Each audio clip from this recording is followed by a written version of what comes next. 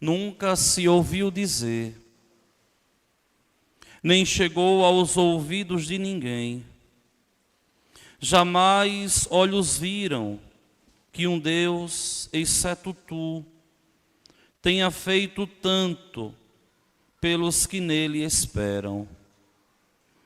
Esse pensamento da profecia de Isaías escancara o mistério da nossa fé. Quando Isaías nos coloca que o Senhor, o bom Deus, vai despojar-se totalmente de si para se fazer homem, para se fazer um de nós. É o grande mysterium fidei da nossa fé. É o grande mistério da igreja. É o grande mistério da nova Israel. É o novo mistério da nova Jerusalém. Deus que sai dos céus. Os céus se rompem, se escancaram, se abrem. E Deus se aniquila e se faz um humano, e se faz um homem.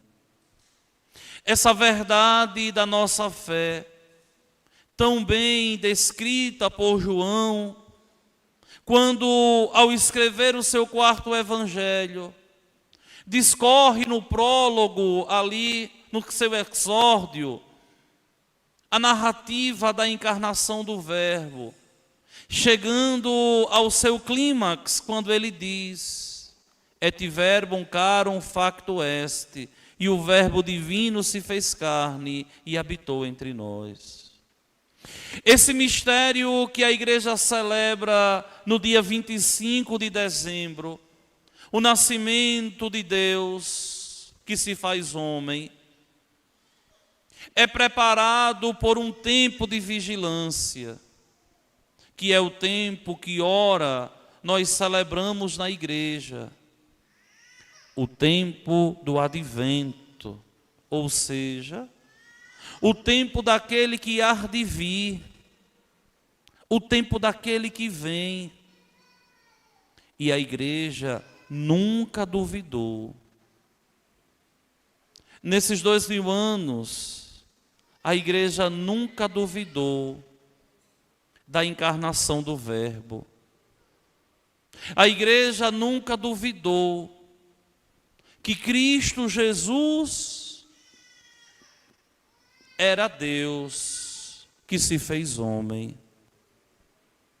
É uma verdade de fé nunca duvidada pela igreja. Por quê? Porque nós vimos, muitas vezes, que o profeta Isaías, com toda presteza e dignidade, e nós haveremos de voltar a ver, no quarto domingo do tempo do advento, que uma virgem conceberia e daria à luz um menino.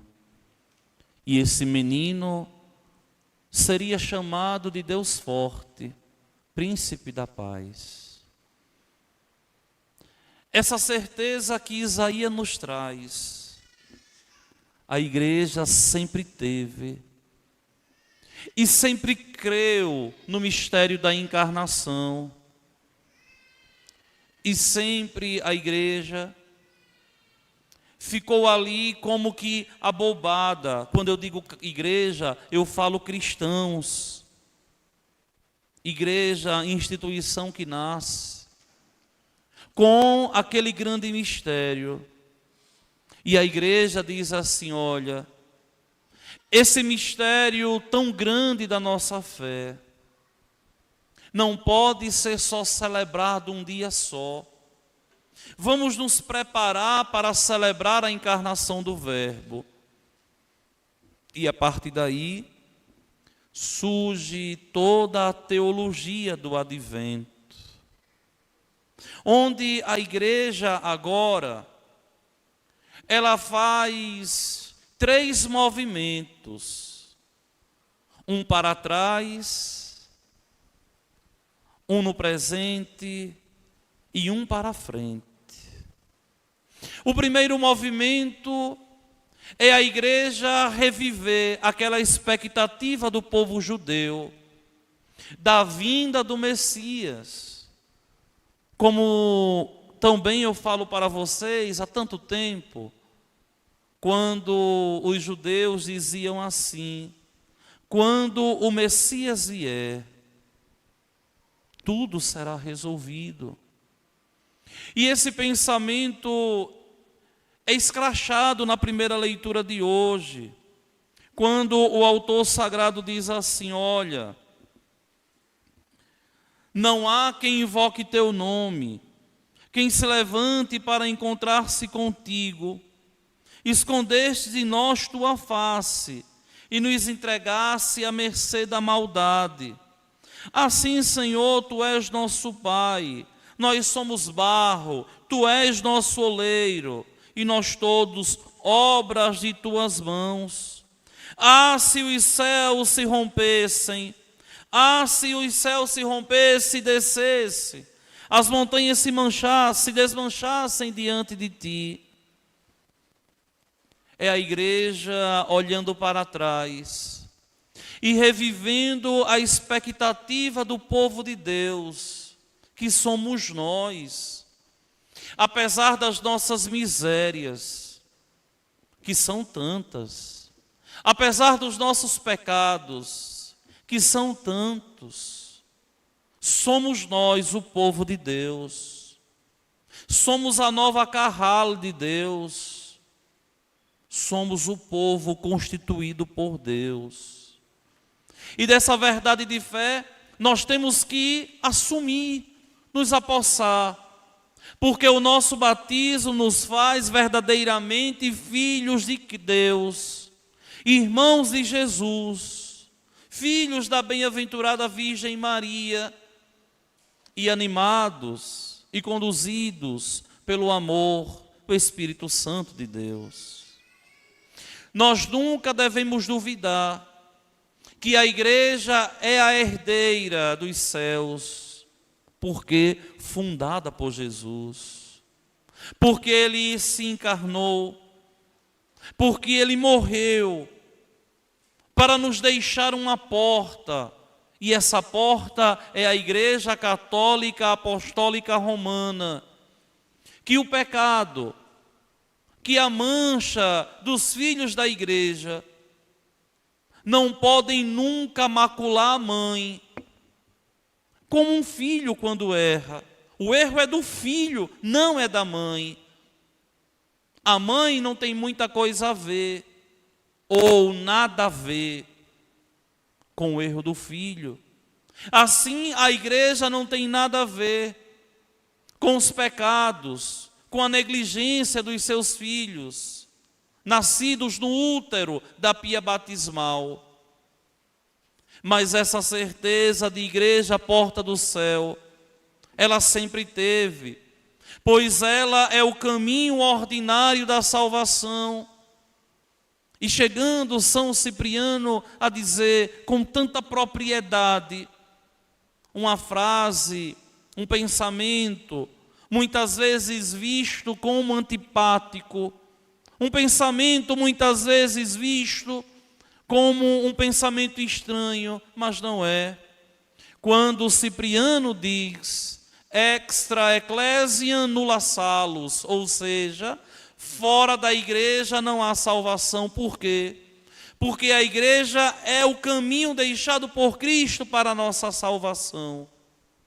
E a igreja olha para trás e se vê vivendo a mesma expectativa da vinda do seu Senhor. A mesma expectativa que os judeus viviam como povo constituído do Antigo Testamento. A igreja vive essa mesma expectativa na vinda do Senhor. Depois, a igreja faz esse movimento no presente, quando pressurosa, olhando as mãos do sacerdote, a igreja vê Deus descer dos céus e se fazer sacramento para alimentar-nos, para alimentar a nossa santidade na indignidade que nós temos ainda. E a igreja também nunca duvidou que a Eucaristia é a presença real, divina de Deus, feito sacramento. A igreja nunca duvidou que a Eucaristia é a presença real de nosso Senhor Jesus Cristo. É Deus que está presente na Eucaristia. É Deus que se faz presente na igreja, quando a lâmpada do sacrário está ali flamejando. É Deus. E dessa verdade de fé nós não podemos duvidar. E quando nós celebramos a Eucaristia, nós ficamos sim ansiosos para que Ele desça dos céus na imposição das mãos sacerdotais e se faça presente nas espécies do pão e do vinho, agora eucaristizados e transformados no corpo e no sangue de nosso Senhor Jesus Cristo.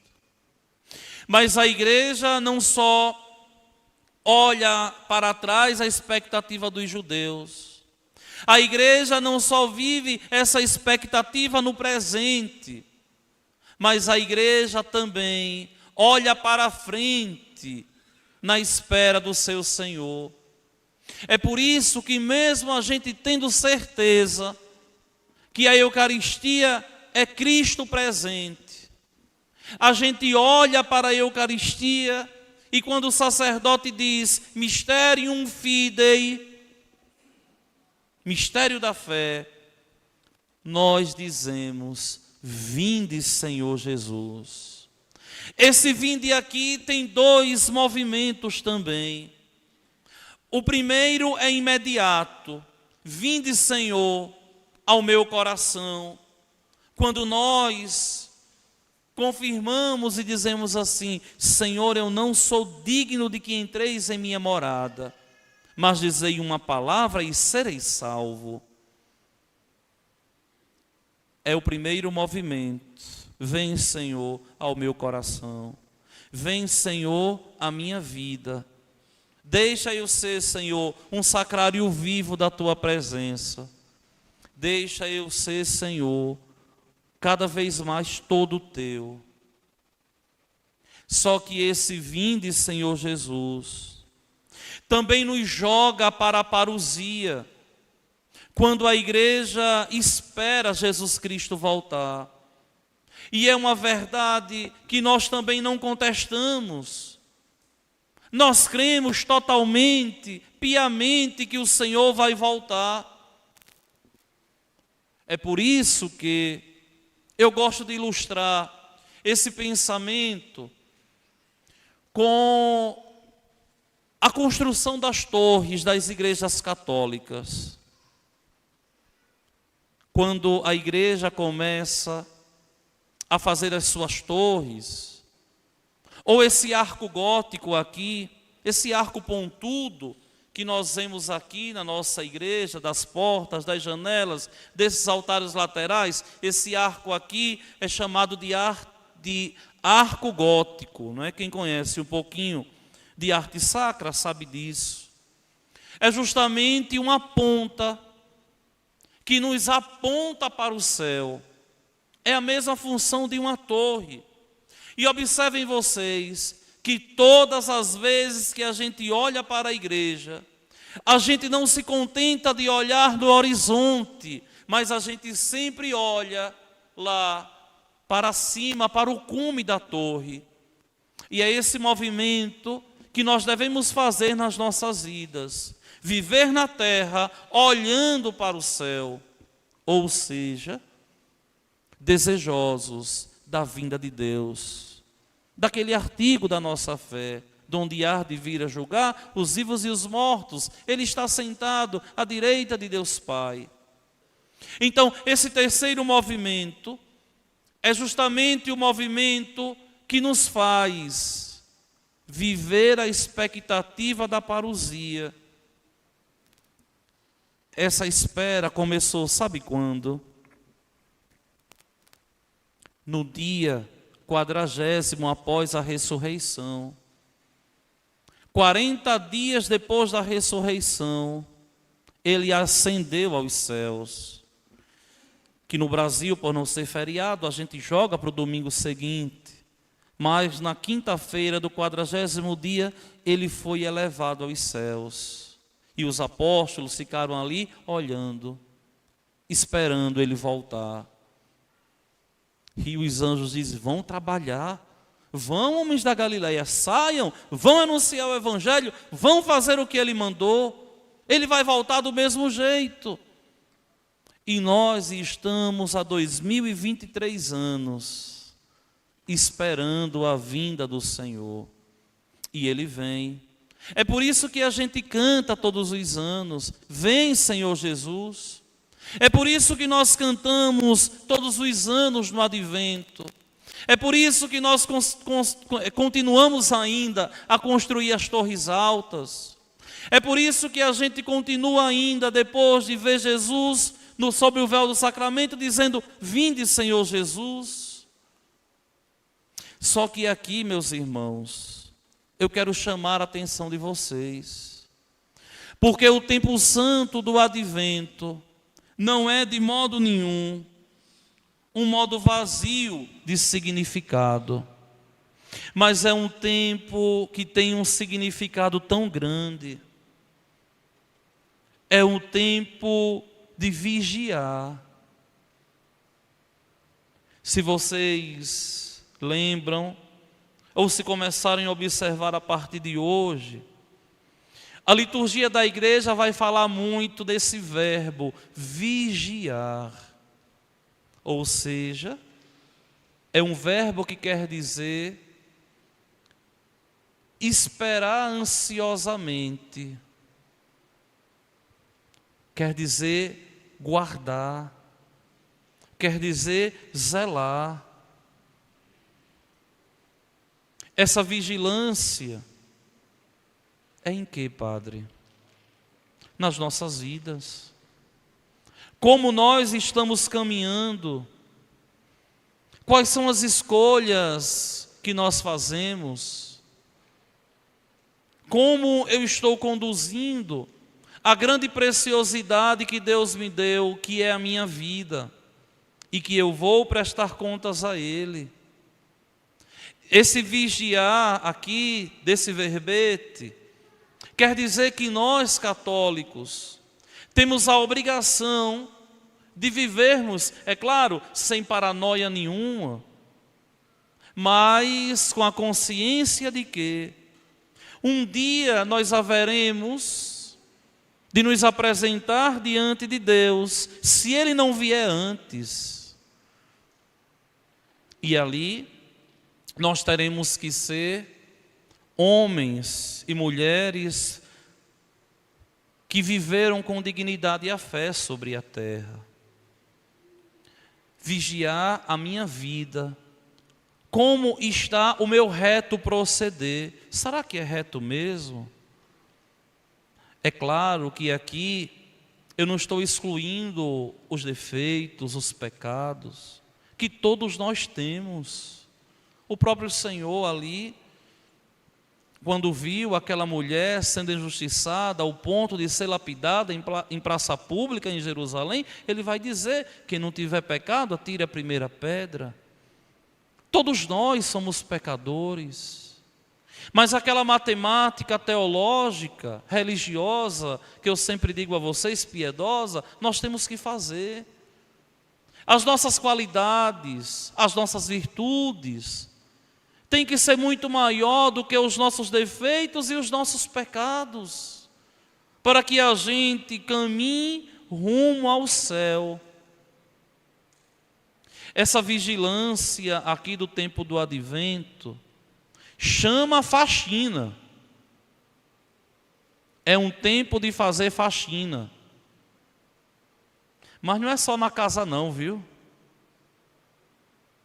é fazer faxina no coração.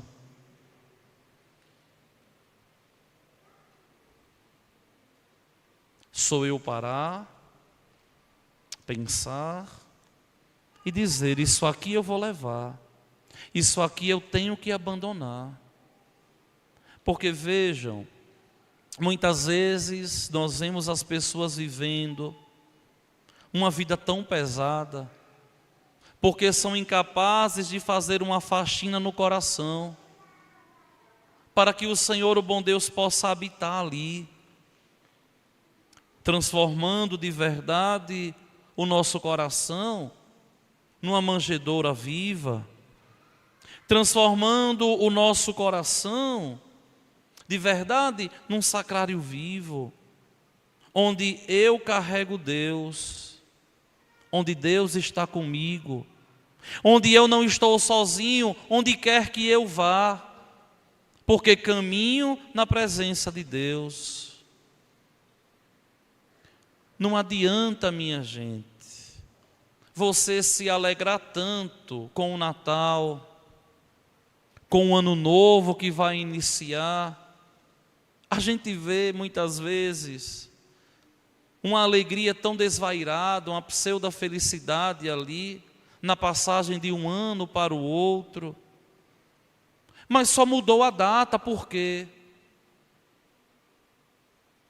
Porque o pensamento e o coração é o mesmo. Com 2 dias depois, a vida já está a mesma coisa do ano anterior. Por quê? Porque não se preparou bem, porque não fez propósitos de mudança, porque não assumiu na própria vida essa amizade tão santa, essa amizade tão digna com nosso Senhor Jesus Cristo.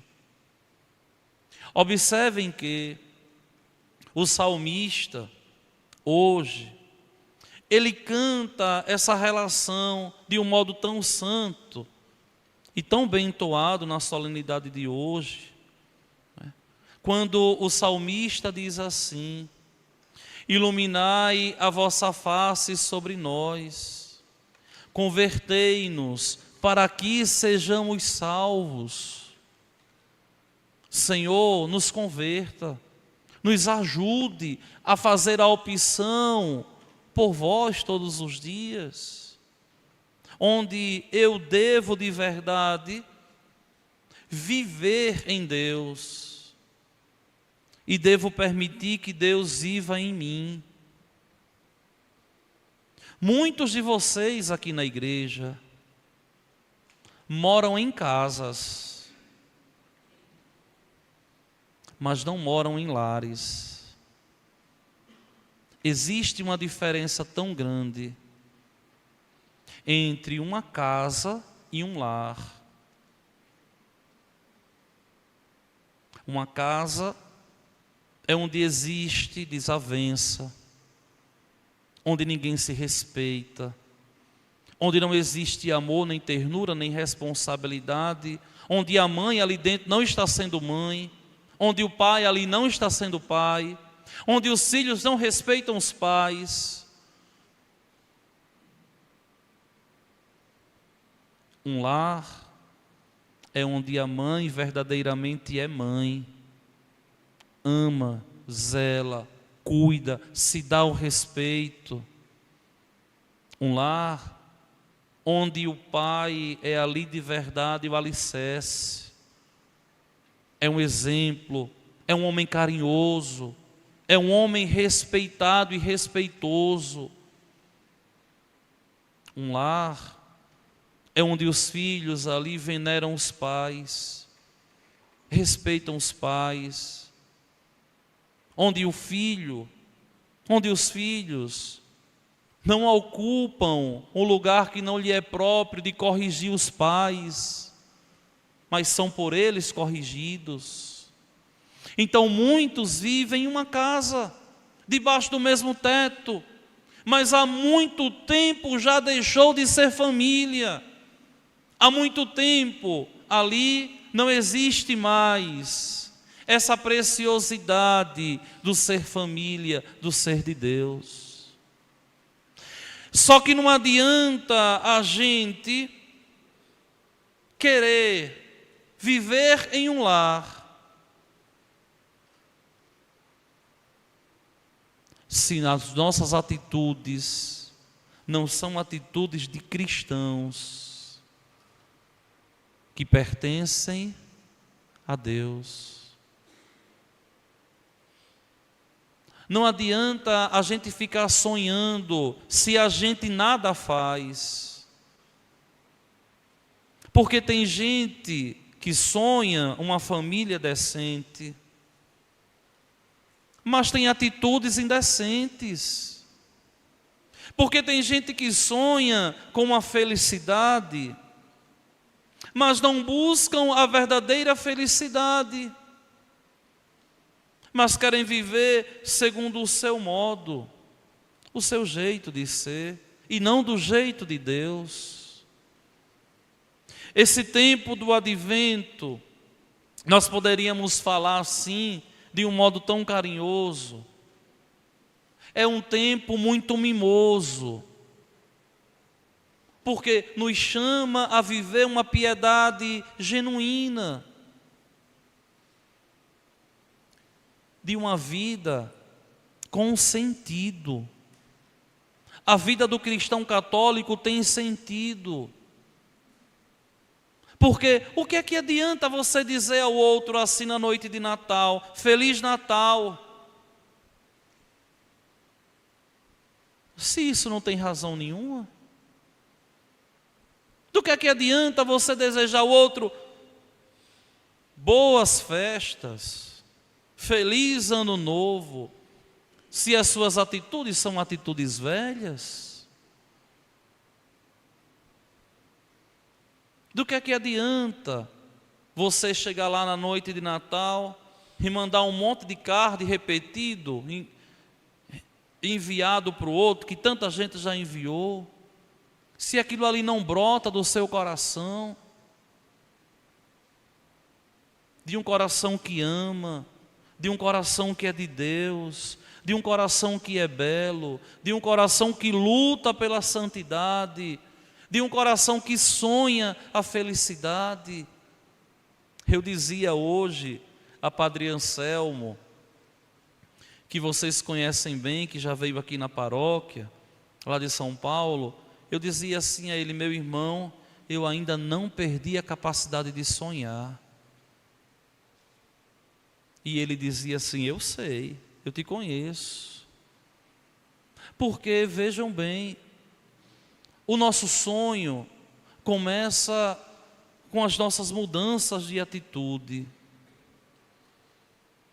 de querermos de verdade levar uma vida com sentido, uma vida que tem razão, uma vida gostosa de ser vivida, porque nós temos alicerce, o nosso alicerce é Deus, e uma casa construída sobre a rocha que é Cristo, ela não desmorona. Vejam que quem desmorona a vida, observem as pessoas que destroem a vida, são pessoas que não construíram a vida tendo Cristo por alicerce. Porque eu duvido, nesses meus 20 anos por trás do altar, desde seminarista, eu nunca vi alguém que construísse a sua vida, tendo Cristo Jesus como rocha, viesse a desmoronar a vida. Nunca vi. Por quê? Porque com Cristo ninguém pode. Ninguém, nem o inimigo. E se nós quisermos de verdade levar uma vida em Deus, nós temos que aprender a construir a nossa vida na rocha que é Ele. A partir de hoje é um novo ano litúrgico, é uma nova catequese, é um novo ensino. E esse tempo já começa justamente com as luzes, nos mostrando que a luz do mundo é Ele. Nos mostrando que Se Ele não nos ilumina, a nossa vida é treva, é escuridão. Mas se nós somos iluminados por Ele, essa magia tão santa do Natal, toda tem sentido. Essa magia toda santa do Natal tem razão em nossas vidas. Vamos nos preparar bem nesse tempo do Advento. Vamos nos preparar com dignidade. Vem aí, está às portas, a novena de Natal. Vamos nos organizar para rezar. É um momento da gente parar, refletir, pensar, para celebrar o Natal de nosso Senhor Jesus Cristo.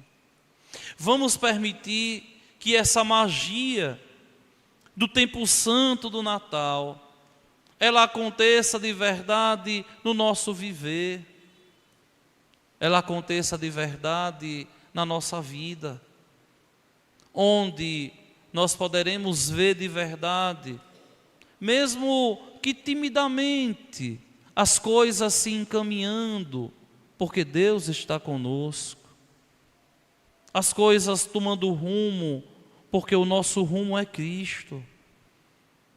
Mas para isso acontecer, somos nós que devemos vigiar, parar, pensar e a nossa vida edificar no Senhor, o bom Deus. Eu desejo a vocês um santo e um feliz advento, uma santa e uma boa preparação, para que nós possamos, vivendo esse tempo extraordinário e santo, nós possamos um dia, todos nós, alcançar o céu. Tem um bispo que está em um processo de beatificação há muitos anos, Tamer Tot, o nome dele.